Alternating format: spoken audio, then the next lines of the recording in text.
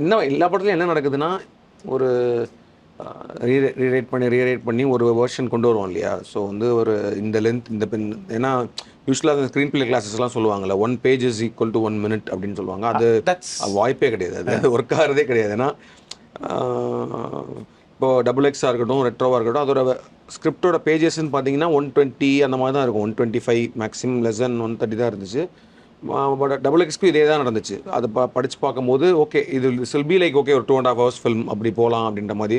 But ஆனால் நம்ம first edit டேபிளுக்கு வரும்போது again there is lot of thing.